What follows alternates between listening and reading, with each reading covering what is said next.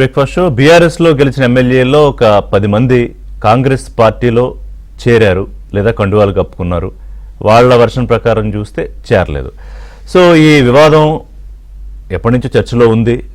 అది కొత్త ఏం కాదు కూడా. గతంలో బీఆర్ఎస్ ప్రభుత్వం ఏర్పడ్డాక మొదటిసారి, అలాగే రెండుసార్లు బీఆర్ఎస్ ప్రభుత్వం అధికారంలోకి వచ్చాక, సరే తొలిసారి రాజకీయ పునరీకరణ పేరుతో కానివ్వండి, లేకపోతే ప్రభుత్వాన్ని పడగొట్టే కుట్రలు జరుగుతున్నాయన్న దాంతో కానివ్వండి, మొత్తానికి కాంగ్రెస్ పార్టీ నుంచి బీఆర్ఎస్లోకి ఎమ్మెల్యేలు తీసుకున్నారు ఆపరేషన్ ఆకర్ష్ పేరుతో.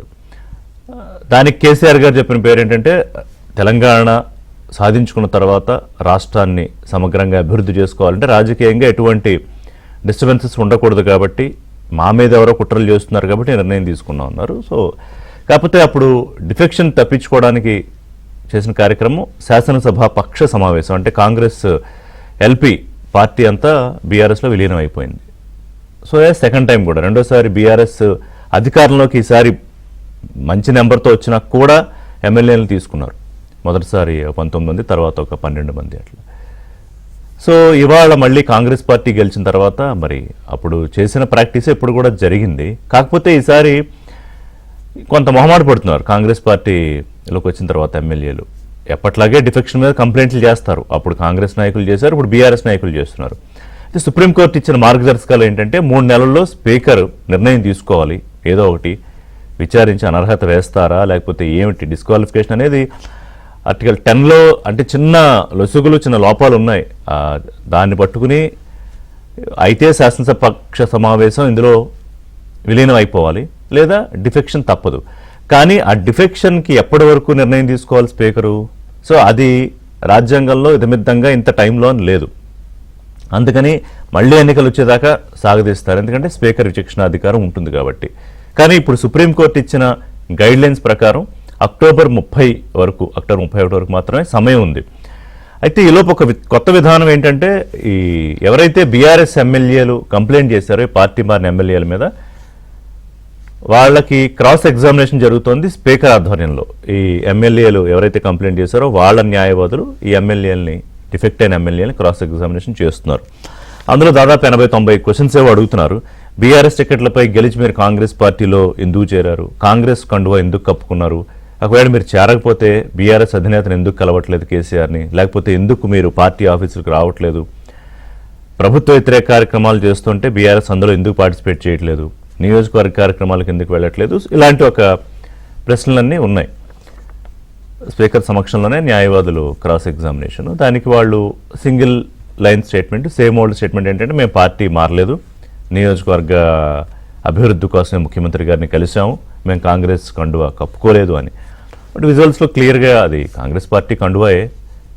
ఆ 3 రంగులు ఉన్న కండువా కప్పుకున్నాం అంటే మరి కాంగ్రెస్ పార్టీ కండువా అనేది. సో ఇప్పుడు ప్రభుత్వం ఏం ఆలోచిస్తోంది? అసలు ఏం చెప్తే పార్టీ వీళ్ళు మారారు, లేదా వాళ్ళ వెర్షన్ ప్రకారం అభివృద్ధి కోసం వెళ్ళారు లేకపోతే కలిశారు అంటే, ఇప్పుడు గతంలో అయితే రాజకీయ పునరేకీకరణని ఒక క్లియర్గా విధానం అంతా చేశారు. కానీ ఈసారి ఎందుకు కాంగ్రెస్ పార్టీ ఆ స్టెప్ తీసుకోవట్లేదు? లేదా ఇప్పుడేమైనా తీసుకుంటుందా? లేదా డిఫెక్ట్ అయితే అవ్వాల్సిన పరిస్థితి ఉంటుంది. ఈ 30 లోపు నిర్ణయం తీసుకోవాల్సింది ఏదో ఒకటి. వేరే మార్గం కనిపించట్లా. ఓన్లీ 2/3 కనుక ఎమ్మెల్యేలు అంటే, ఇప్పుడు 10 మంది వెళ్ళారు, ఇంకా 16 మంది అనుకుంటా, సబ్జెక్ట్ కరెక్షన్, ఒక 26 మంది విలీనం అయిపోతే తప్ప, ఎందుకంటే 39 మంది గెలిచారు బీఆర్ఎస్లో, అందులో 2/3 విలీనం అయిపోతేనే డిఫెక్షన్ తప్పించుకునే అవకాశం ఉంటుంది. కానీ ఇంకో 16 మందిని కాంగ్రెస్ పార్టీలో జాయిన్ అయ్యే పరిస్థితి ఉందా? జాయిన్ చేసుకుంటారా? ఇది ఒక చర్చ. లేదా కాంగ్రెస్ పార్టీ ఏం ఆలోచిస్తోంది?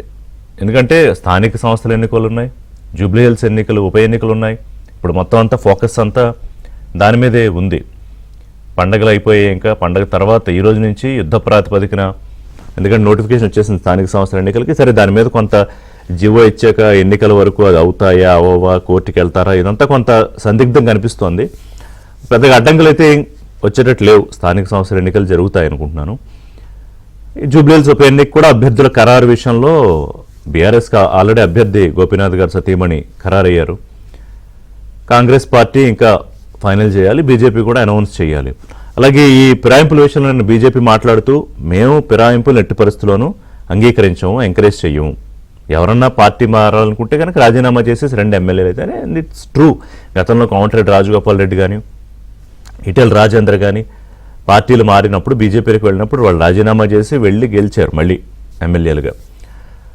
సో అది ప్రాక్టీసు. కానీ ఇప్పుడు కాంగ్రెస్ పార్టీ బీజేపీ విధానాన్ని అనుసరించి రాజీనామా చేసి రండి అనేవి పిలవలేదు, ఇప్పుడు పిలుస్తుందని కూడా అనుకోక్కర్లేదు. గతంలో బీఆర్ఎస్ చేయలేదు. సో ఇప్పుడు తెలంగాణ ప్రజలు లేదా ఓటర్లు ఈ ఇష్యూని ఎంత సీరియస్గా తీసుకుంటున్నారు అనేది.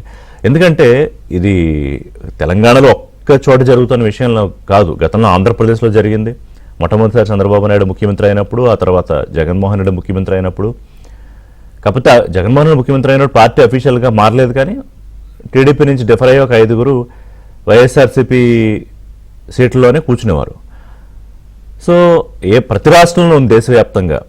దీని మీద ఎవరు ఇప్పుడు ఉపరాష్ట్రపతి వెంకయ్యనాయుడు ఆయన ఉపరాష్ట్రపతి అయ్యాక కూడా అనేక సందర్భాల్లో దీని మీద సీరియస్గా అమెండ్మెంట్స్ చేయాలి, ద మినిట్ వాళ్ళు పార్టీ డిఫెక్ట్ అయిన వెంటనే యాంటీ డిఫెక్షన్లా వర్తించి ఎమ్మెల్యే పదవి పోవాలి, ఈ 2/3 విలీనాలు ఇవన్నీ కాదు అని చెప్పారు. కానీ ప్రయత్నం ఎందుకు జరగలేదంటే అధికారంలో ఉన్న ప్రతి పార్టీ కూడా పక్క పార్టీ నుంచి ఎమ్మెల్యేలు రావాలని కోరుకుంటుంది. సో ఎవరు దీని మీద సీరియస్గా యాక్ట్ చేసే పరిస్థితి కనిపించట్లేదు. వేరే హోలిస్టిక్గా బీజేపీ విధానం అయితే పార్టీ మారాలంటే ఎమ్మెల్యేలు రాజీనామా చేయాలి, లేదంటే వేరే వేరే విధానాలు వాళ్ళు అవలంబిస్తూ ఉంటారు, ప్రభుత్వాలు మార్చే విధానాలు. అది అప్రస్తుతం. సో ఇప్పుడు తెలంగాణలో కాంగ్రెస్ ఏం జరగబోతోంది, మేము పార్టీ మారలేదు అని చాలా స్పష్టంగా చెప్తున్నారు. సో క్రాస్ ఎగ్జామినేషన్ చేసే న్యాయవాదులు ఒకవేళ మారకపోతే మీ మీద సోషల్ మీడియాలో జరిగే ప్రచారాన్ని మీరు ఎందుకు ఖండించలేదు? ఇప్పుడు మొత్తం రాష్ట్ర వ్యాప్తంగా కూడా మీరు పార్టీ మారారని మీడియాలో కానీ సోషల్ మీడియాలో కానీ పార్టీ వర్గాల్లో కానీ వస్తుంటే మీరు ఎందుకు చెప్పలేదు? ఇప్పుడు దానం నాగేందర్ లాంటి వాళ్ళైతే బీఆర్ఎస్లో గెలిచి కాంగ్రెస్లోకి వచ్చి కాంగ్రెస్ పార్టీ బీఫామ్ మీద ఎంపీగా పోటీ చేశారు ఆయన.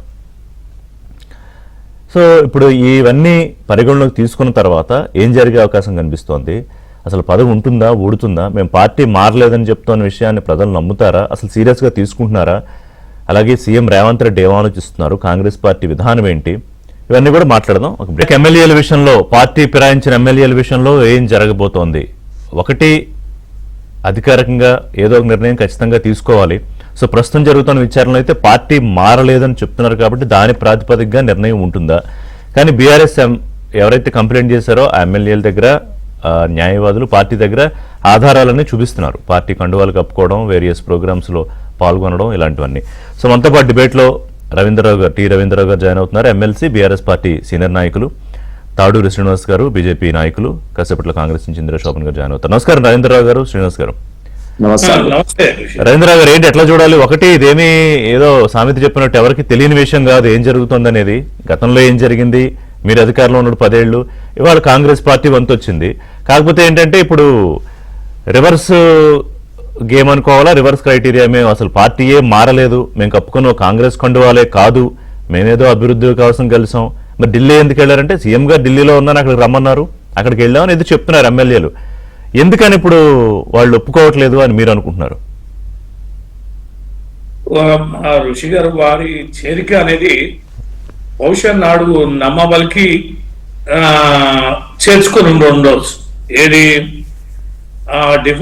డిఫెక్షన్, యాంటీ డిఫెక్షన్ యాక్ట్ ప్రకారం 26 మంది ఎమ్మెల్యేలు పైగా చేరుతున్నారు కనుక ఇబ్బంది ఏం లేదు, మీరు రండి అని ఒక విశ్వాసాన్ని కల్పించి చేర్చి ఉండొచ్చు కనుక మేబీ అదే జరిగి ఉంటుంది అనేది.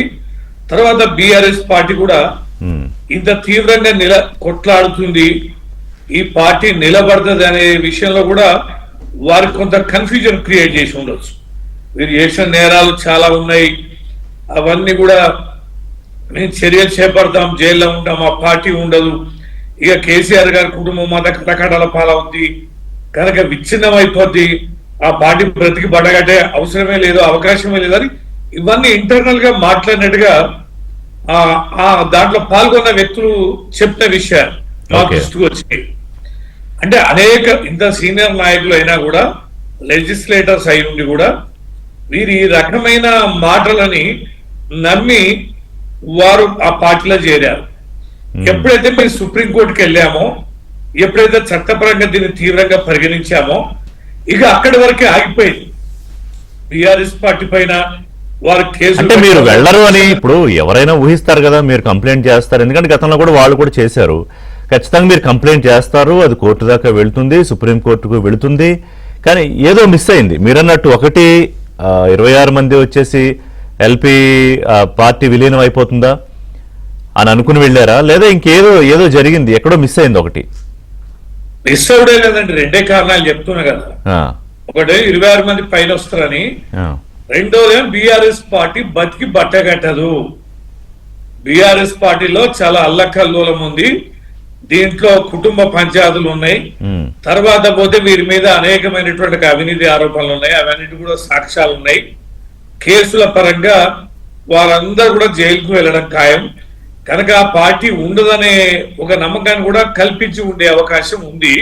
కల్పించారనేది మాకున్నటువంటి కొన్ని సోర్సెస్ ద్వారా తెలిసిన విషయం ఇది. తర్వాత మీరు అన్నట్టుగా మీ ఇంట్రడక్షన్ లో చెప్పారు, మేము చేస్తాము, గతంలో వాళ్ళు చేస్తాము, ఎవరు చేస్తాం అంటే, ఎవరేం చేసినా కూడా వీరి ఎన్నికల ఎజెండా ఋషి గారు మీకు తెలియదే ఉంది. రేవంత్ రెడ్డి గారు పిసిసి అధ్యక్షుడిగా ఎన్నికల సమయంలో ఎన్ని రకాల వాగ్దానం చేశారు. పార్టీ మారిన ఎమ్మెల్యేలను బడకేసి కొట్టండి, అసెంబ్లీ గేట్ కూడా వాళ్ళు తాగడానికి వీల్లేదు, ఇలాంటి ప్రయత్నం మేము చేయం, రాళ్లతో కొట్టి చంపండి, ఒకవేళ నేనైనా ప్రయత్నం చేస్తే మేము రాజకీయ పరమైనటువంటి ఈ రకమైనటువంటి చర్యలకు పాల్పడమని ఆయన బహిరంగ సభలలో ఎన్నికల ప్రచారంలో ఎష్యూరెన్స్ ఇచ్చారు. ఈయన ఎష్యూరెన్స్ మేరకి ఆ ఎమ్మెల్యేలు అందరూ కూడా ప్రజలు ఓడించారు. అంటే ఈయన మాటలకు ఒక విశ్వాసం అనేది అక్కడ కలిగింది. కనుకనే పార్టీ మారిన ఎమ్మెల్యేలు కూడా గెలవలే. ఒక్కరిద్దరు ఏదో ఆడ మేము అభ్యర్థులను మార్చి అక్కడ ఏదో గెలిచి ఉండొచ్చు కానీ, బట్ మేజర్ గా ఓడిపోయారు. తర్వాత ఇంకోటి, ఇది మీరు చేయలేదా, మేం చేయలేదా, ఇక ఇటు ముందా చెట్టు ముందా అంటే ఈ కాంగ్రెస్ పార్టీ చరణ్ సింగ్ తోటే ప్రారంభించింది. ఎప్పటి నుంచి ఇక మన చరిత్ర చూడితే కాంగ్రెస్ ఇక్కడేమో రాష్ట్రంలో అంటే ఉమ్మడి ఆంధ్రప్రదేశ్ లో ఉన్నప్పుడు రాజశేఖర రెడ్డి ప్రారంభించారంటారు కదా. మేము చట్టపరంగా చేస్తాం. మీరు ఫిరాయింపులని వారు మాత్రం ఎవరు కోర్టుకు పోద్దన్నారు. మేము కాంగ్రెస్ పార్టీ సుప్రీంకోర్టు పోవద్దు, న్యాయస్థానంలో కొట్లాడొద్దు. పోయారు కానీ మీ ఎత్తుగడల ముందు నిలబడలేదు కదా. 2 సార్లు పోయారు. 2 సార్లు ఏమైంది? మీరు మొత్తం గంపగొత్తగా ఎల్పీని విలీనం చేసుకున్నాక ఆ విసులు పట్టున్న తర్వాత ఇంకా చట్ట ప్రకారం కోర్టులో అబ్జెక్షన్ రాలేదంటే జరిగినట్టే కదా. రాజ్యాంగాన్ని అనుసరించమంటారా కానీ రాజ్యాంగాన్ని అనుసరించి కూడా ఇట్లాంటి పనులు చేయొద్దనేది ఏం లేదు కదా. సరే, ఓకే, ఆ వాదనకే వద్దాం. ఆ వాదన మీదే మాట్లాడదాం. ఇందిరా శోభన్ గారు జాయిన్ అయ్యారు. శ్రీనివాస్ గారి దగ్గరికి వస్తా. ఇందిరా శోభన్ గారు కాంగ్రెస్ సీనియర్ నాయకురాలు. నమస్కారం ఇందిరా గారు. సో సరే, జరుగుతున్న దాన్ని బట్టి క్రాస్ ఎగ్జామినేషన్ ఇవన్నీ జరుగుతున్నాయి ఇందాక నేను చెప్పినట్టు. సో మేము అప్పుడు రాజ్యాంగం మాకు ఏదైతే వెసులుబాటు ఇచ్చిందో దాని ఆధారంగా చేసుకున్నామా, లేకపోతే అసలు విరుద్ధంగా చేశామనేది రవీంద్రరావు గారి వాదన. ఒకవేళ ఉంటే దాన్ని ఎందుకు కాంగ్రెస్ పార్టీ ఉపయోగించుకోలేకపోతుంది? అలాగే వారు ఇందాక ఇంకో పాయింట్ ఏం చెప్పారంటే, అసలు 10 మంది అప్పుడెందుకు వచ్చారు, ఇప్పుడెందుకు 4 మడతేస్తున్నారు అనే దానికి అప్పుడు వాళ్ళకి ఏదో ఇన్సూరెన్స్ ఇచ్చారు, మీరేమి కంగారు పడకండి, మిగతా 16 మందిని కూడా లాగుతాము, సో ఎల్పీ విలీనం అయిపోతుంది కాబట్టి ఇబ్బంది లేదని చెప్పారా? అది ఇప్పుడు వర్కౌట్ కావట్లేదా? ఎందుకంటే ఇప్పుడు అసలు పార్టీలో జాయిన్ అవ్వలేదని చెప్తున్నారు ఈ ఎమ్మెల్యేలంతా. ఫస్ట్ ఆఫ్ ఆల్ ప్యానెల్లో ఉన్నటువంటి సోదరులకు, మీకు, ఏబిఎన్ ప్రేక్షకులకు అందరికి గుడ్ మార్నింగ్ అన్న.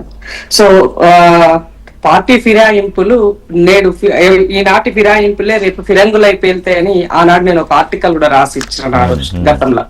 సో బీఆర్ఎస్ గతంలో అంటే తెలంగాణ వచ్చిన తర్వాత ఒక నూతన వరవైపుకి వెళ్ళాలి రాజకీయాలు, ఒక మంచి వైపుకి వెళ్ళాలి అన్న ఒక ఆలోచన దృక్పథంతో రాజకీయం మనం తెలంగాణ తెచ్చుకున్నాం. బట్ కేసీఆర్ గారు దానికి విరుద్ధంగా ఆయన పాలన కొనసాగించారు. సో ఉమ్మడి ఆంధ్రప్రదేశ్ గురించి మనం ఇప్పుడు మాట్లాడుకోవాల్సిన అవసరం లేదు. మన రాష్ట్రం సిద్ధించినాక మనం ఏం చేశాము చెప్పుకోవాల్సినటువంటి అవసరం ఉంది. దాని గురించి మన రాష్ట్రం ఉంది అన్నది గుర్తుంచుకోవాల్సిన అవసరం ఉంది. సో దీంట్లో వార్డు మెంబర్ దగ్గర నుంచి పైన ఎంపీ వరకు మీరు అందరు దాదాపుగా ఒక 40 మందిని మీ పార్టీలో చేర్చుకున్నారు. ఆ రోజు చేర్చుకుంటే మీరు సోదరులు ఏమంటున్నారంటే వాళ్ళు కోర్టుకు పోయేది ఉండే. మేము కోర్టుకు వెళ్ళినాం, కోర్టుకు వెళ్ళకుండా ఏం లేము. రేవంత్ అన్న కోర్టుకు వెళ్ళినారు ఆ రోజు. బట్ ఆనాడు బీజేపీ మీకు మద్దతుగా ఉంది, ఈనాడు కూడా బీజేపీకి మద్దతుగా ఉంది. కేంద్రం బీజేపీ యొక్క ఏమంటారు ఎత్తుగడలో భాగంగానే ఇవన్నీ కూడా మూవ్ ఆన్ అవుతుంది అన్నది తెలంగాణ సమాజం గుర్తించాల్సినటువంటి అవసరం ఉందని గుర్తు చేస్తున్నాను. ఎందుకంటే ఈ రాష్ట్రంలో ఇంకేదైనా జరిగితే అసలు రేవంత్ అన్న వచ్చిన తర్వాత ఎందుకు ముఖ్యమంత్రిగా తను ఈ ఫిరాయింపులు అంటే వస్తామన్నటువంటి జాయిన్ చేసుకున్నడానికి అసలు స్కోప్ ఏంటి మీరు ఫస్ట్ చెప్పండి. దీనికి ఉన్నటువంటి మూలం ఏంటి? బీజేపీ బీఆర్ఎస్ ఇద్దరు నాయకులు కీ రోల్ లో ఉన్నటువంటి నాయకులు ఏం చెప్పినారు? ఈ పార్టీని ఏమంటారు, ఈ ప్రభుత్వం పడిపోతుంది, త్వరలోనే ఇంకోటి జరగబోతుంది అని మీరు కదా మాట్లాడింది, స్టేట్మెంట్లు ఇచ్చింది. సో ప్రజలకు ఇచ్చినటువంటి మాట హామీ ప్రభుత్వం పడిపోతుందన్న అలా కాదు ఇందిరా గారు, ప్రభుత్వం పడిపోతుందని కడియం శ్రీహరి కూడా ఆయన కూడా అన్నారు. ఆయన మళ్ళీ ఇప్పుడు కాంగ్రెస్ లోకి వచ్చారు. అదే చెప్తున్నా. అందుకని ఇప్పుడు అలాంటి నాయకులు మాట్లాడిన స్టేట్మెంట్ల ఆధారంగానే ఆనాడు తప్పని పరిస్థితుల్లో రేవంత్ అన్న తన ప్రభుత్వాన్ని కాపాడుకోవడం కోసము, ప్రజలకు ఇచ్చిన మాట నిలబెట్టుకోవడం కోసము కొంత జరిగింది. సో జరిగినటువంటి వాళ్ళు, వచ్చినటువంటి వాళ్ళు వాళ్ళ యొక్క ఏమంటారు టెక్నికల్ పరిధి నేపథ్యంలో వాళ్ళ యొక్క స్టేట్మెంట్లు వాళ్ళు ఇస్తుండొచ్చు, నేను కాదనట్లే. బట్ అల్టిమేట్ గా ఈ రాష్ట్రంలో జరిగే పర్యవసానాలంతా కూడా ఈ సమాజం గమనిస్తుంది కదా గత 10 సంవత్సరాల నుంచి. ఇవాళ మేము సత్యహరిచంద్రులము, శుద్ధపూసలము, మాకేం తెలియదు అనే విధంగా మాట్లాడితే అది సమాజం హర్షించదు. ఎందుకంటే బీఆర్ఎస్ గతంలో 10 సంవత్సరాలు చేసిన ప్రతి అంశాన్ని ఇలా ఒక ఏళ్ళు పెట్టి చూపితే 4 ఏళ్ళు మీ వైపు చూపిస్తున్నాయి. కాబట్టి మనం ఇప్పుడు అలాంటి వాటికి, అలాంటి మాటలకి సుప్రీంకోర్టు డైరెక్షన్ ఉంది ఇంద్రశోభన్ గారు, 3 నెలల్లో అంటే ఈ నెలాఖరు వరకు గడువు ఉంది. సరే, ఎప్పుడు లేని వాళ్ళ అడ్వకేట్లు వీళ్ళని ఎగ్జామినేషన్ చేయడం స్పీకర్ గారి ముందు అవి కూడా జరుగుతున్నాయి. అంటే దీనికి పొలిటికల్ గా మీరు అన్న అలయన్స్ కి ఏమైనా సంబంధం ఉందా? 100%. ఇప్పుడు ఈ రాష్ట్రంలో ఏదన్నా జరిగితే గోతికాడు నక్కలాగా ఎదురు చూస్తున్నటువంటి బీజేపీకి బీఆర్ఎస్ ఇద్దరు కలిపి ఏదో చెయ్యాలి, ఈ ప్రభుత్వాన్ని ఒక ఆలోచనలో ఉన్నారని గమనించాలని తెలియజేస్తున్నా. ఆ కుట్రలోని భాగమే. అంటే అప్పుడు చట్టం అందరికి ఒకటే కదా, 10 సంవత్సరాల్లో లేనటువంటిది ఈసారి ఎందుకు వచ్చిందని అడుగుతున్నాం మేము. ఈ ప్రశ్న ఈ సమాజంలో, అంటే చట్టం అందరికి ఒకటే కదా, ఉన్నవాడికైనా లేని వాడికైనా ఒకే ప్రభుత్వంలో పనిచేస్తున్నప్పుడు మరి కాంగ్రెస్ ఫిరాయింపులు జరిగినాడు, ప్రతిపక్షమే లేకుండా చేయాలనుకున్నాడు. నాకు ప్రతిపక్ష హోదా సంఖ్య ఉన్నప్పటికీ కూడా ఒక దళితుడు పీసీ ఏమంటారు సిఎల్పి లీడర్ గా ఉన్నాడు, ఇవ్వాల్సిన అవసరం లేదని ఆ రోజున ఎంఐఎం తీసుకొచ్చి మీరు పెట్టుకొచ్చినాడు, ఇవన్నీ గుర్తులేవని అడుగుతున్నాను నేను. ఆ రోజు మేము కూడా కోర్టు న్యాయం ఆశ్రయించినాం కదా. మరి ఆ రోజు మాలాంటి వాళ్ళము డిబేట్లలో మాట్లాడంటే కూడా కన్నీళ్లు పెట్టుకున్నటువంటి రోజులు ఉన్నాయండి 10 సంవత్సరాలలో. ఎందుకంటే అంత అరాచకం చేస్తున్నది బీఆర్ఎస్. సో బీజేపీకి లేచే పరిస్థితి లేదు కాబట్టి లేచే బీఆర్ఎస్ కి కాస్త ఊతమిద్దాము, దీనికి ఏం చేద్దాము, ఈ ఫిరాయింపులకు ఆజ్యం పోద్దాము. ఈ ఆజ్యంలో భాగంగా మళ్ళీ రేపేదైనా జరిగితే ఎన్నికలు రావచ్చు, ఇంకేదైనా జరగవచ్చు, ఇంకే ప్రభుత్వాన్ని కూలదోయొచ్చు. ఇట్లాంటి కుట్రభరితమైన రాజకీయాలు కేంద్రంలో బీజేపీ చేస్తుంది, దానికి బీఆర్ఎస్ ఒత్తు పలుకుతున్నది. గమనించిన తర్వాతే ఎమ్మెల్యేలతో మేము పార్టీ మారలేదని చెప్పిస్తున్నారా? అప్పుడు ఇంకొక మాట చెప్పారు ఇందాక సోదరులు, పార్టీ పడిపోతుందనో ఇంకేదో జరగబోతుందనో ఈ పార్టీ ఉండదనో అందుకే ఫిర్యాదులు జరిగాయంటే వాళ్ళని చిన్నపిల్లలా అండి, చిన్నపిల్లలని అడుగుతున్నా. ఓనమాలని నేర్చుకుంటున్నారా రాజకీయాల వాళ్ళు? ఏమన్నా అంతా ముదుర్లు దేశముదులో ఉన్నటువంటి వాళ్ళే కదా రాజకీయాల్లో ఉన్నటువంటి వాళ్ళంతా కూడా, వచ్చిన వాళ్ళంతా పోయిన వాళ్ళంతా కూడా అందరూ కూడా. కాబట్టి ఒకరు చెప్తే వినే పరిస్థితి ఉండదు, వాళ్ళ స్వార్థాలు, వాళ్ళ రాజకీయాల కోసం జరుగుతుంది. సో అట్లాంటప్పుడు ఇట్లా స్టేట్మెంట్ ఇస్తే సిల్లీగా ఉంటుంది. చెప్పేవాళ్ళం కూడా శ్రీనివాస్ గారు ఇక్కడ బీజేపీ పిక్చర్ లోకి ఎందుకు వచ్చిందంటే తీసుకొచ్చారు ఇంద్రశోభన్ గారు. ఇప్పుడు జరుగుతున్న దానికి సరే వారన్న మాట ఏంటంటే ఏం జరుగుతున్నా కూడా దాని వెనకాల పరమార్థం ఉంది. బీఆర్ఎస్ ని అలా నిలబెట్టడానికో పెంచడానికో బీజేపీ సాయశక్తిలో కృషి చేస్తోంది, అందుకే వాళ్ళ ఫిరాయింపుల మీద ఎంత యాగి అనేది. ఇప్పుడు బీజేపీ నోవేర్ కన్సర్న్. సరే, ఇప్పుడు నేను వ్యంగ్య ప్రసంగాలు కాదు కానీ ఓఎల్ఎక్స్ దుఃఖం పెట్టింది బీఆర్ఎస్ పార్టీ, ఏది అవర్ లీడర్స్ ఎక్స్చేంజ్ అన్నట్టు. అంటే వాళ్ళు గతంలో కాంగ్రెస్ నుంచి తీసుకున్న వాళ్ళని ఇప్పుడు ఎక్స్చేంజ్ చేసుకుంది కాంగ్రెస్ పార్టీకి ఆఫర్. సో డెఫినెట్ గా వీరి ప్రభుత్వం వారి ప్రభుత్వం స్టేబుల్ గా ఉండాలనే నిర్వచనం ఈ 2 పార్టీలు ఇస్తా ఉంటాయి. ఈ రెండింటి ఫ్రస్ట్రేషన్ మధ్యలో ఏంటంటే ఆ బురద మా మీద చల్లుతా ఉన్నారు. మేము చాలా క్లియర్, ఈ రాష్ట్రంలో ఎమ్మెల్యేలు ఒకవేళ బీజేపీ పార్టీకి రావాలంటే ఉంటుంది చూడండి, మనం దీంట్లో ఏదైనా పునీతులు కావాలనేది. సో సైక్రెడ్ బాత్ చేయాల్సినటువంటి ఉంటుంది. అంటే ఉన్న పదవులు వదిలేసుకొని మళ్ళీ వచ్చి ఎన్నికలలో ప్రజల ఆమోదం పొంది మళ్ళీ బీజేపీలోకి రావాల్సి ఉంటుంది. సో బీజేపీ అంత పవిత్రమైన పార్టీని వారు ఏదో బట్టగాల్చి మీదేస్తా ఉన్నారు. రెండోది నేను ఏమంటా ఉన్నా, ఈ దేశంలోనే ఈ ఫిరాయింపుల విత్తనాలను వెదజల్లింది కాంగ్రెస్ పార్టీ. అంటే ఇలాంటి రుగ్మతలు పార్టీకి ఆవరించింది, పార్టీకే కాదు ఈ డెమోక్రసీకి ఇలాంటి రోగం అంటుకున్నది కాంగ్రెస్ పార్టీ చేయడం వల్ల. మళ్ళీ దానికే వారు సమిధలైనారు. అందుకే రాజీవ్ గాంధీ గారు అమ్మ ఇది లాభం లేదు, ఇది చట్టాన్ని ఏదో ఒక రకంగా చేయాలి అని చెప్పి తనకు అనుకూలమైనటువంటి కొన్ని లాకునాసు లేకపోతే లూపోల్స్ పెట్టి ఈ చట్టాన్ని తీసుకురావడం జరిగింది. అంటే ఆ రోజు కాంగ్రెస్ ఊహించింది ఏంటంటే మనకు ఈ రకంగా చట్టం చేసుకుంటే సరిపోతుంది, ఇంకా వేరే విషయాలు దీంట్లో పొందుపరచనక్కర్లేదు, మనమే కదా ఇప్పుడు గవర్నమెంట్ ఉంటాం అనే ఉద్దేశంతో అఖండ మెజార్టీ వచ్చినప్పుడు రాజీవ్ గాంధీ గారు తీసుకొచ్చినారు. సరే, గతంలో ఈ దేశం చూసింది, మనం కాదనట్లేదు, ఆయారాం గయారాం అనేది ఫెమిలియర్ నోట్ ఇన్ ఇండియన్ డెమోక్రసీలో చోటు చేసుకుంది. ఆ లైన్ ఇప్పటికీ కాదు, ఇక తరతరాలు గుర్తు పెట్టుకుంటాయి ఆయనని. సో ఆ రకంగా ఒకే రోజు 3 పార్టీలు మారినందుకు ఆ రకమైన పేరు వచ్చింది. సో ఈ రోజు నేను ఏమంటున్నానంటే, ఇప్పుడు పోయిన సరుకు కూడా పెద్ద పవిత్రమైన సరుకేం కాదు కదా. ఇప్పుడు దానం నాగేందర్ గారు, కడియం శ్రీహరి గారు, అనేక మంది ఈ బిఆర్ఎస్ పార్టీ ఆ రోజు వాళ్ళని తీసుకున్న వాళ్ళు మళ్ళా వెళ్ళిపోయినారు. ఇదేమో పార్టీ ఐడియాలజీ మీద ఉన్నోళ్ళు కాదు, లేకపోతే వీళ్ళు లోయలిజము కాదు. ఆ అపవిత్రమైన వాళ్ళ గురించి వీళ్ళు కోట్ల దాకా పోయి కేసులు వేసి వీళ్ళు కొట్లాడు, వాళ్ళు ఏది ప్రజలకి ఏదో అర్థం కానట్టు మీరే అన్నారు, జెండా ఇది వీళ్ళది కాదు, కండువా మార్చింది వీళ్ళది కాదు, మా ఇంటికి వస్తే ఆహ్వానించడానికి ఏదో కండువా ఇస్తాం అంటే, సీఎం పదవిలో ముఖ్యమంత్రి పదవులలో ఉన్నటువంటి వాళ్ళు, లేదా తెలంగాణ రాష్ట్రాన్ని సాధించిన అని చెప్పుకునేటటువంటి గొప్ప నాయకులు ఇలాంటి క్రీడను ఆడడం అనేది నాకు చాలా గమ్మత్తుగా అనిపిస్తా ఉంది. ఎందుకంటే స్టేబుల్ గవర్నమెంట్ అనడానికి ఏంటంటే, ఇప్పుడు గెలిచినటువంటి వాళ్ళు నిజంగా లోయలిస్టులు అవుతాయి. సపోజ్ 62 మందో 63 మందో కాంగ్రెస్ కు ఉన్నారు అనుకుందాం. ఇఫ్ దే ఆర్ లోయలిస్టులు అనుకోండి ఋషి గారు, వీళ్ళు కొత్తగా చేర్చుకోవాల్సిన అవసరం లేదు, ఉన్న 63 మంది లోయలిస్టులు అవుతాయి. అంటే వాళ్ళ మరి వెంటనే చెప్పినట్టు సరే కడియం శ్రీహరు ఒకళ్ళిద్దరు పార్టీ గెలిచిన ఇంకా నెల కూడా అవ్వకుండానే ప్రభుత్వం పడిపోతుంది అని మొదలు పెట్టారు. ఎస్, అందుకే నేను 2 అంటున్నా కదా. ఇది ఎట్లా ఉంటుందంటే, ఇద్దరు దొంగలు దోచుకునేదాకా కలిసిమెలిసి ఉంటారు, సక్సెస్ఫుల్ గా దోచేస్తారండి. ఆ దోచిన సొమ్మును పంచుకునే దగ్గర గొడవలు అవుతాయి. సో వీళ్ళేమో శుద్ధపూసలు కాదు, వాళ్ళేమో శుద్ధపూసలు కాదు, ఇద్దరు సేమ్ క్రీడనే కదా. దీంట్లో కొత్త ఆట ఏముంది చెప్పండి. ఇంకా వారైతే గతంలో మా రవీందర్ అన్న ఉన్నట్టు మాట్లాడతారు, కొంత లీడర్ గా ఏ పార్టీలో ఉన్నా ఆ పార్టీ చెడును కూడా పాపం వారు మాట్లాడుతూ ఉంటారు. అందుకు నేను వారిని అభిమానిస్తా. ఇది కూడా ఒప్పుకున్నారు కదా, ఇప్పుడు గతంలో పార్టీ ఏదో మేము ఇప్పుడు అవినీతి మార్కలు వచ్చినాయి, లేకపోతే ఫ్యామిలీ గొడవలు అవుతున్నాయి, ఇది కూలిపోతుందేమో అని ఇట్లా చెప్పి తీసుకున్నారు అనేది వారు పర్సెప్షన్ ఇస్తా ఉన్నారు. ఇవన్నీ కాదండి, డెమోక్రసీని ఈ 2 పార్టీలు కూడా ఏ రకంగా పొడిచి చంపాలో ఆ రకంగా పడుస్తా ఉన్నారు. ప్రజలకు ఏం చెప్తారండి, ఇప్పుడు ఏం సమాధానం చెప్తారు? వాళ్ళు అంటా ఉన్నారు, గతంలో మారిన వాళ్ళు ఓడిపోతారు, మళ్ళీ ఇప్పుడు ఉప ఎన్నికలు పెడితే వీళ్ళు కూడా ఓడిపోతారు. అప్పుడు గెలిచేది బీజేపీ పార్టీయే కదా వీరి ఆర్గ్యుమెంట్ ప్రకారం కూడా. నేనేమంటున్నా అంటే, ఇక్కడ కేసీఆర్ గారు అయితే అంటే గెలిచేది బీజేపీ పార్టీయే కదా అంటే అదేమి ఎమికబుల్ గా అలాగే అవ్వాలని ఏం లేదు. అదే నేను ఇందాక అన్నా, ఇప్పుడు ప్రజలు ఎంత సీరియస్ గా తీసుకుంటున్నారు ఈ పార్టీ లైన్ చెప్తాను ఋషి గారు.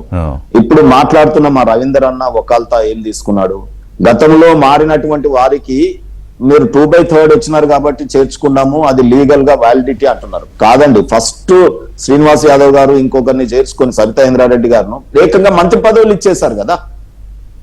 అప్పటికి డిఫెక్షన్ 2/3 లేదు. సో నేనేమంటున్నా అంటే, ఈ చెడు ఆటని డెమోక్రసీని ఒకటి లేదు, అలాగే మంత్రి పదవులు కూడా పోలేదు శ్రీనివాస్ గారు. సో ఆ వ్యవస్థలో చట్టాల్లో ఉన్న లోపాల ఆధారంగానే ఈ గేమ్ అంతా నడుస్తుంది. జూలై 2025లో సుప్రీంకోర్టు ఇచ్చిన గైడ్ లైన్స్ ప్రకారం, అది పాడి Kaushik Reddy versus state of Telangana కేసులో చాలా క్లియర్ గా చెప్పింది 3 నెలల గడువులోపు నిర్ణయం తీసుకోవాలి అని. సో అక్టోబర్ నెలాఖరు వరకు గడువు ఉంది. ఈ లోపే ఈ క్రాస్ ఎగ్జామినేషన్స్ ఇవి జరుగుతున్నాయి. అలాగే కోర్టు అనేక సందర్భాల్లో సూచించింది ఏంటంటే, పార్లమెంట్కి దీని మీద ఒక క్లియర్గా ఒక ట్రిబ్యునల్ తీసుకురండి, ఒక రిటైర్డ్ జడ్జ్ హెడ్గా ఉండేటట్టు. ఎందుకంటే ఈ ఆయారాం గయారాం వ్యవహారాలు ప్రతి రాష్ట్రం నుంచి కేసులు మా ముందుకు వస్తూనే ఉన్నాయని, దాని మీద కూడా ఏమీ ముందడుగు పడలేదు. సో రవీంద్రరావు గారు, ఇంకొక 27 రోజులు అనుకుందాం సుమారుగా, ఒక రోజు అటు ఇటు, ఏం జరిగే అవకాశం ఉంది? ఇప్పుడైతే వీళ్ళు క్రాస్ ఎగ్జామినేషన్లో అడిగే క్వశ్చన్లన్నీ సూటుగానే ఉన్నాయి. దానికి వాళ్ళు చెప్పే సమాధానం సింగిల్ లైన్ స్టేట్మెంట్ ఏంటంటే, నో, మేం పార్టీ మారలేదు, నియోజకవర్గ అభివృద్ధి కోసమే ముఖ్యమంత్రి గారిని కలిసాము అని. So will it with stand అండి? నిలబడుతుందా? నిలబడదు ఋషి గారు. దీంట్లో అనేకమైనటువంటి అంశాలు ఉన్నాయి. వీరు అన్నట్టు వాళ్ళు ఏమన్నా ఇందిరా గారి మాటల్లోనే వాళ్ళు చేయలేదు అనేది 2-3 సందర్భాల్లో వారి మాటల సారాంశం అదే కదా. వాళ్ళేమో అమాయకుల, వాళ్ళు ఏమన్నా ఇదా అని అంటే, కడియం శ్రీహరి గారు మాట్లాడితేనే మేము ఆ నిర్ణయం తీసుకున్నాం అంటే, మరి కడియం శ్రీహరి తోటి ఇట్లా మాట్లాడు అని మాట్లాడిచ్చే వాళ్ళు పార్టీలకు తీసుకొని ఉండొచ్చు కదా. ఇప్పుడు పార్టీలకు పోవడానికి కడియం శ్రీహరి గారి గొంతుక ద్వారానే వినిపించిపోకూడదని ఏమున్నది? ఆడ జీవన్ రెడ్డి గారితో లొల్లి నడుస్తుంది జగిత్యాల. ఈ దొంగలని బయటకు పంపాలి అని చెప్పి ప్రజాక్షేత్రంలో పోరాటమే చేస్తారు. పటాన్ చెరువులో కూడా మైపాల్ రెడ్డి మీద పెద్ద యుద్ధమే నడుస్తారు, పోరాటం నడుస్తారు. ఇట్లా చాలా నియోజకవర్గాల్లో కూడా కాంగ్రెస్ పార్టీ వాళ్ళే పోరాటం చేస్తారు. రెడ్డి రేవడ్ అంటారు, ఇంతకుముందు వారు అన్నట్టు ఇందిరాగారు అంటున్నారు ఉమ్మడి ఆంధ్రప్రదేశ్ లో వేరు కానీ ఇప్పటి నుంచి ఒక కొత్త వరవడి అని అన్నారు. కానీ ఎన్నికల్లో కొత్త వరవడి సృష్టిద్దామనే రేవంత్ రెడ్డి గారు మాట్లాడారు.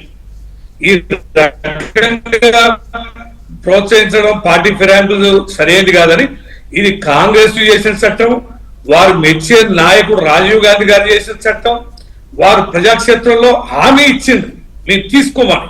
మీరు అన్నట్టుగా ఆడ వైఎస్ఆర్ కూడా ఆంధ్రలో అన్నట్టుంది మేము పార్టీ చేరికలు చేర్చుకోమని ఆయన అని అఫీషియల్ గా కండువా కప్పలే, ఆయన మాట మీద నిలబడి.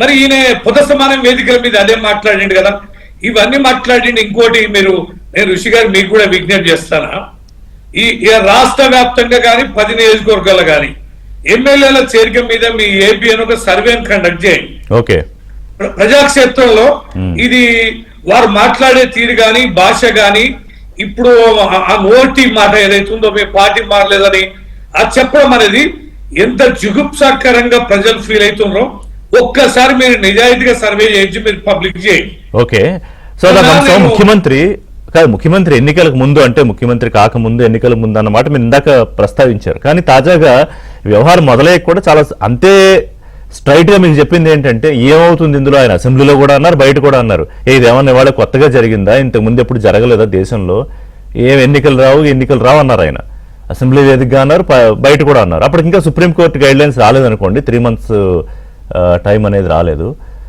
సో ఏంటి కాంగ్రెస్ పార్టీ ఎత్తుగడ ఏమై ఉంటుందని మీ అంచనా?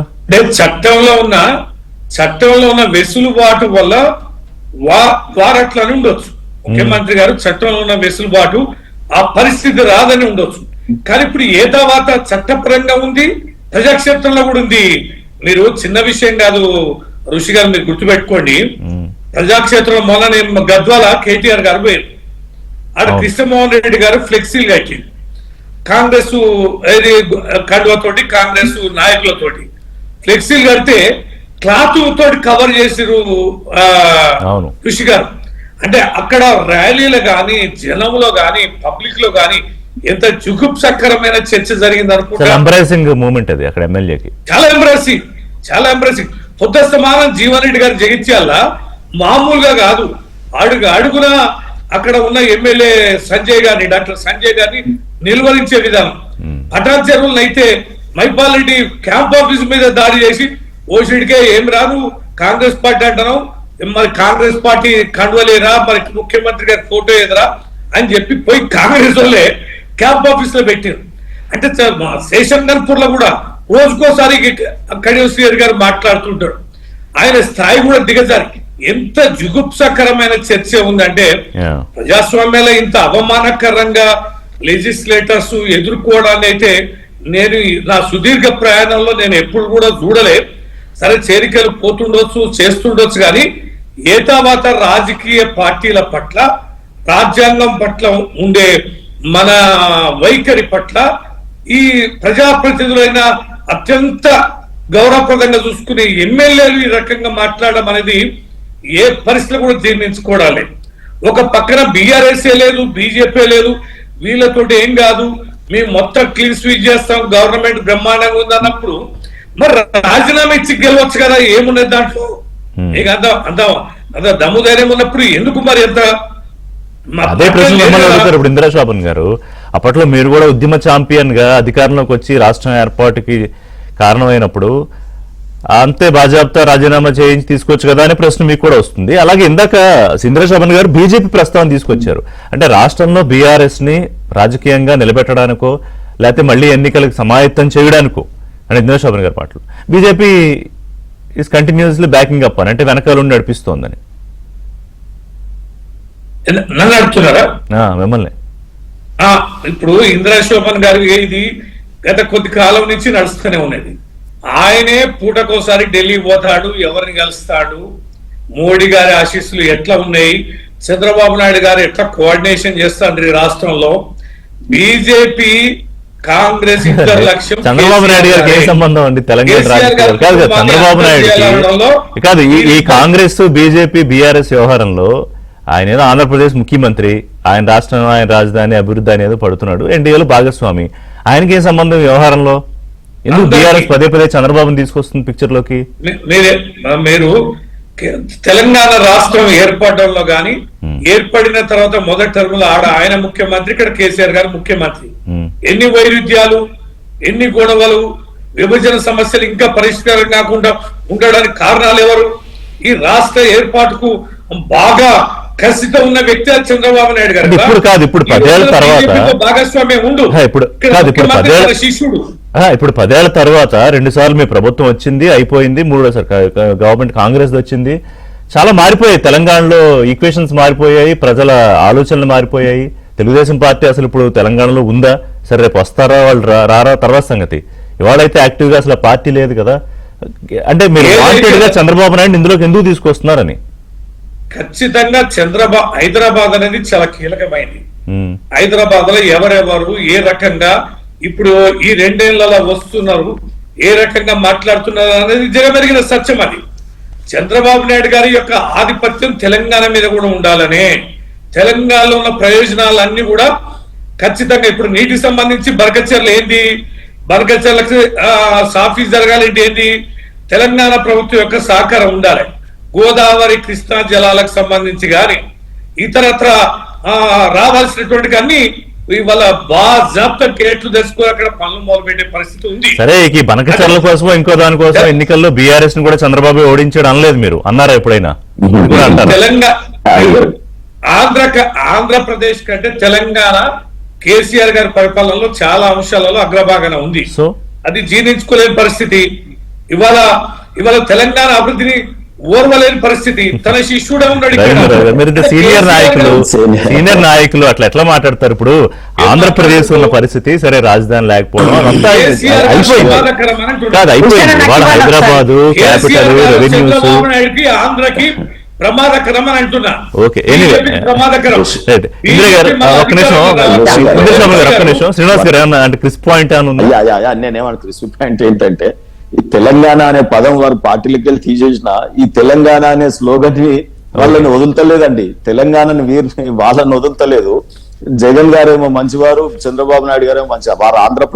ఆయన బెంగళూరు, ఆయన ఆంధ్రాలో ముఖ్యమంత్రి ఉన్నప్పుడే కదా తెలంగాణకు తీరని అన్యాయం చేసింది. ఈ ప్రాజెక్టుల విషయం మాట్లాడాలంటే మాట్లాడొచ్చు. పులిసెంతల విషయం ఏమైంది, ఎంతలో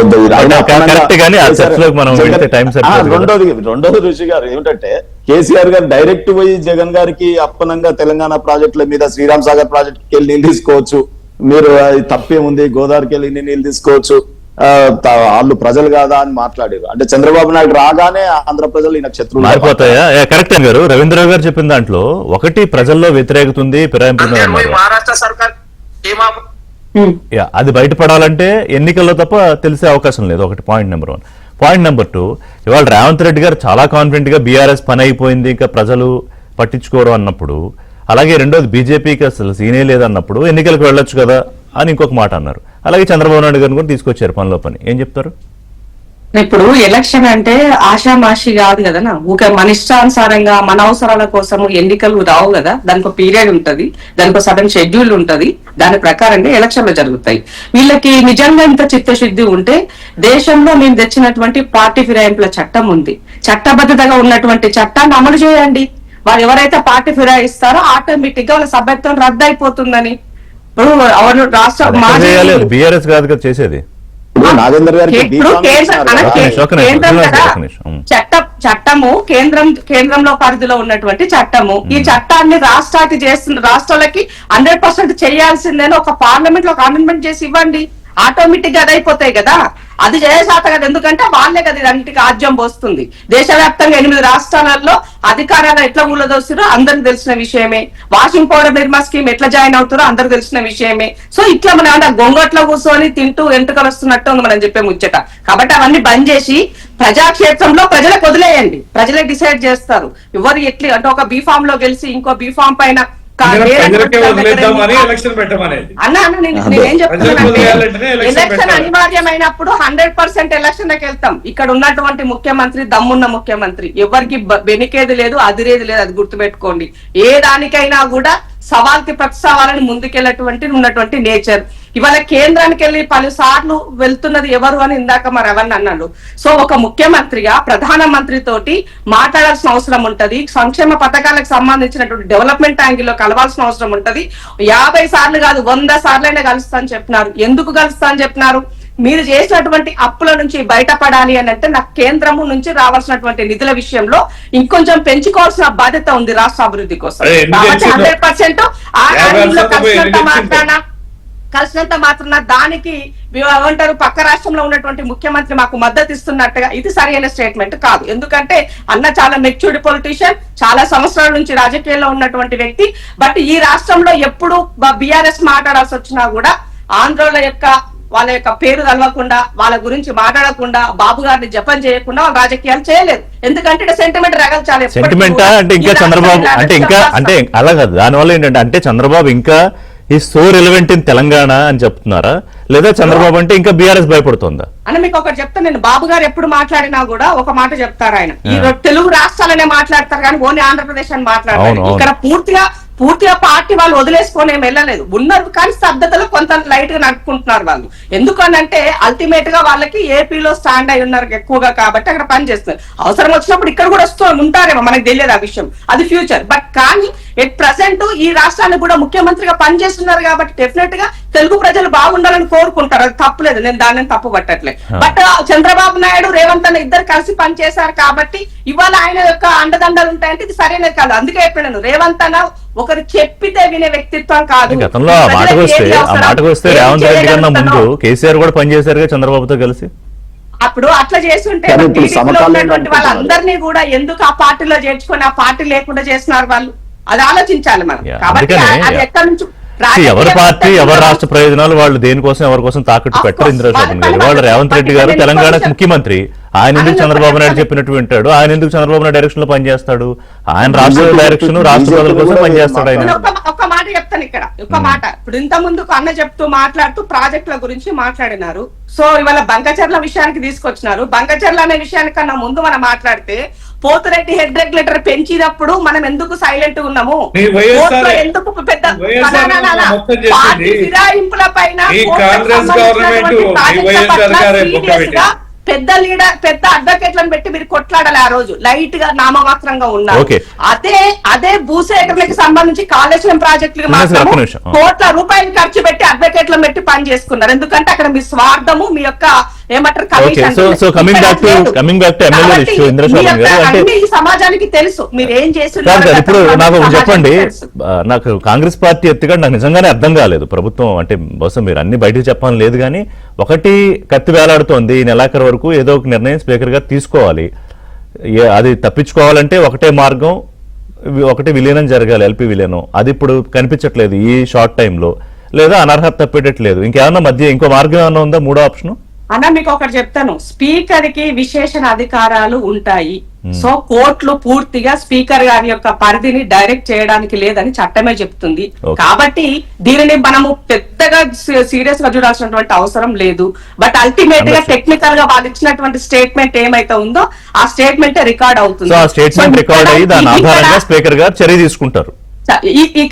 ఇక్కడ మాకున్నటువంటి పరిధిలో రేవంత్ అన్న యొక్క ప్రభుత్వము 100% 5 కాదు 10 సంవత్సరాలు ఉండబోతుంది. మేము చేసినటువంటి మంచి, మేము చేసినటువంటి పనుల ద్వారానే ప్రజలు మమ్మల్ని ఆశీర్వదిస్తారు. కాబట్టి ఒకరు శాపనార్థాలు పెట్టో, ఒకరు కూలగొట్టాలంటనో, ఒకరు ఏమైనా దుయ్యబట్టాలనో, ఇంకే రకమైన కుట్రలు చేస్తే కుట్రలకు బలైపోయేటోళ్ళు వాళ్ళే. ఎందుకంటే గత 10 సంవత్సరాలు ఓటీ బ్యాచ్, బీటీ బ్యాచ్ అని ఉండేది బీఆర్ఎస్ లా. ఆ బ్యాచ్ చేయబట్టే ఇవాళ బొక్కబడ్డది సార్కి. కాబట్టి అలాంటి చెయ్యము అన్నది గుర్తుపెట్టుకోవాలి. శ్రీనివాస్ గారు, ఋషి గారు, మీరు ఋషి వర్యులు పవిత్రత గురించి రాజకీయాలలో వెతుకుతా ఉన్నారు, క్వశ్చన్స్ చేస్తా ఉన్నారు. ఏదో ఆశ అయ్యా ఉండాలి. నేనేమంటానంటే పవిత్ర మన ఇంద్ర గారు ఎంత ఆర్గ్యుమెంట్ చేసినా దానం నాగేందర్ గారిని పచ్చిగా బీఫామ్ ఇచ్చి పోటీ చేయించారు కదా, వారి విషయంలో ఏం చెప్తారు చెప్పండి. అంటే 1 కాదు 2 కాదు, దొంగ అనేటోడు ₹1 దొంగతనం చేసినా ఈ కోట్లు చేసినా గదే అఫ్ కోర్స్ కదా. రెండోది టిఆర్ఎస్ పార్టీ గురించి నేను ఇంతకుముందే చెప్పిన, పార్టీలో చేరగానే మంత్రి పదవులు ఇచ్చుకున్నారు కనీసం ఆ 2/3 రాకముందే. సో అది ఇక వాళ్ళు ఎంత మాట్లాడినా దానికి పవిత్రత చేకూరదు, ప్రజలకు తెలుసు. ఇంకొక విషయం మీ దృష్టికి తీసుకొస్తాను. మా అన్నగారు రవీందర్ అన్న మాట్లాడుతా ఉన్నారు, సరే తెలంగాణ బాబుతో సమకాలీనుడుగా అవ్వాలని ఎన్డీఏ పాలిటిక్స్ చక్రం దింపిన చంద్రబాబు నాయుడు ఈ దేశానికి ప్రెసిడెంట్, ఎన్డీఏ మోడీ కన్నా సీనియర్ కాబట్టి వీరు ఎంతసేపు చంద్రబాబు నాయుడు గారితో కేసీఆర్ గారు పోల్చుకుంటారు. గురువును మించిన శిష్యుల్లాగా నేను ఆయనని మించిపోయిన రాజకీయాలు చేసిన ఇదిగో చూడు అని ఆట ఎంతసేపు రాజకీయం ఆట బాబు గారిని కంపేర్ చేస్తూ ఆడారండి గతంలో కూడా ఇప్పుడు కూడా. కానీ వారికేమో స్వతహాగా ఇయర్స్ టుగెదర్ వారికేమో అనుభవం వచ్చింది. సో వీరేమో సరే ఎమోషన్స్ ని ప్రజల ఎమోషన్స్ ని క్యారీ చేయడం, తర్వాత ఆ రోజున్న ప్రజల కోరిక ద్వారా ప్రజలు కొట్లాడి తెచ్చుకున్న తెలంగాణని ఆ తర్వాత సరే వీరు నేనే అన్నారు. ఈ రోజు దేశంలో చక్రం దింపుతాను పోయి పక్క రాష్ట్రాలలో పెట్టినారు. ఇప్పుడు ఈ రోజు ఏమైందో మీకు తెలుసు. మహారాష్ట్రలో పార్టీ పెట్టిరు ఏమైందో, కర్ణాటక వాళ్ళు వచ్చిపోయారు ఏమైందో, ఆంధ్రలో బ్రాంచే ఓపెన్ చేసారు ఏమైందో, ఆ పార్టీ ప్రెసిడెంట్ ఎక్కడ ఉన్నాడో తెలియదు, తెలంగాణ ప్రెసిడెంట్ ఎవరో తెలియదు. అయితే ఇంకొక విషయం మీ దృష్టికి తీసుకొస్తా, కేసీఆర్ గారు జగన్ గారు ముఖ్యమంత్రిగా ఉన్నప్పుడేమో ఆంధ్ర ప్రజలు గుర్తుకొస్తారు, చంద్రబాబు నాయుడు గారు ఉన్నప్పుడేమో తెలంగాణ రాష్ట్రం ఆ ప్రజలంతా దుష్మన్లలాగా కనిపిస్తారు. ఇక్కడ వీడియో వినిపిస్తారు చూడండి. నీళ్ళ మీద మొన్న నాంदेड़ పోయి महाराष्ट्र सरकार की ऑफर इच्छिंडे हमारे श्रीराम सागर प्रोजेक्ट से भी लिफ्ट लेके ले लो, हम तो इतना बड़ा दिल से बोल रहे हैं. మా శ్రీరామ్ సాగర్ ప్రాజెక్ట్ లకి వెళ్ళి నీళ్లు తోడుకోర్రి, మీ పంటలు పండించుకోర్రి అని మా సక్కడి సలహా ఇచ్చిండు మన సారు. అప్పట్లో ఆంధ్రాకి పోయి తెలుగు వాళ్ళ చరిత్రలో ఓకే కాదు కేసీఆర్ గారు బయట వేరే థర్డ్ పార్టీది కదా. కాదు కేసీఆర్ ది. ఓకే కేసీఆర్ గారు బయట ఉంటే పెట్టేసేయండి. కాకపోవచ్చు, జీవనం కాకపోవచ్చు, కొందరికి అజీర్తి కావచ్చు, దానికి మేము చేయగలిగింది. వీరు అంటుంది ఏంటంటే వాటర్ ని ఆంధ్రాకి తీసుకపోవచ్చు, ఇది చూసి కొందరికి జీర్ణం కాకపోవచ్చు అంటే చంద్రబాబు నాయుడు గారిని ఉద్దేశించి. సో రోజా ఇవ్వాలన్నారు. ఆ తర్వాత శ్రీరామ్ సాగర్ ప్రాజెక్ట్ ఏమో మహారాష్ట్ర ముఖ్యమంత్రి గారికి నేను తీసుకోమని చెప్పిన, నేను అన్ని రాష్ట్రాలు మనకి ఇదే. సో జగన్ గారు యాక్సెప్ట్ కాదు. ఇప్పుడు ఈ విషయానికి వస్తే ఎమ్మెల్యేల విషయానికి వస్తే ఏంటి బీజేపీ సరే ఎనీవే మీరు తీసుకున్న స్టాండ్ అయితే ప్రభుత్వాలు మీరు ఎలా మారుస్తారు పడగొడతారు ఏదో చెప్పారు ఇంద్రశోభన్ గారు, దాంట్లో నేను వెళ్ళట్లేదు, టైం సరిపోవట్లేదు కాబట్టి. బట్ గతంలో అయితే మీరు ఎమ్మెల్యేలు రాజీనామా చేయించి పార్టీలోకి తీసుకున్నారు కాబట్టి ఇప్పుడు ఈ వ్యవహారంలో ఏం జరుగుతుందని రామ్లాల్ లాంటి గవర్నర్లని ఎన్టీ రామారావు కూలదోసి అటువంటి ఆర్టికల్ 356 ని 50-60 సార్లు యూజ్ చేసిన కాంగ్రెస్ పార్టీ మాట్లాడితే నేను ఏం సమాధానం చెప్పాలి? మేము తెలుగు ప్రజలమే కదా ఆ రోజు దీనికి బలైంది. సో కాంగ్రెస్ పార్టీ వాళ్ళ విషయం కాదు, కానీ ఇక్కడ అసెంబ్లీ అనేది ప్రజాస్వామ్యంలో పవిత్రమైంది. వీళ్ళు ఓటు తీసుకొని వస్తారు ఎమ్మెల్యేస్ అందరూ.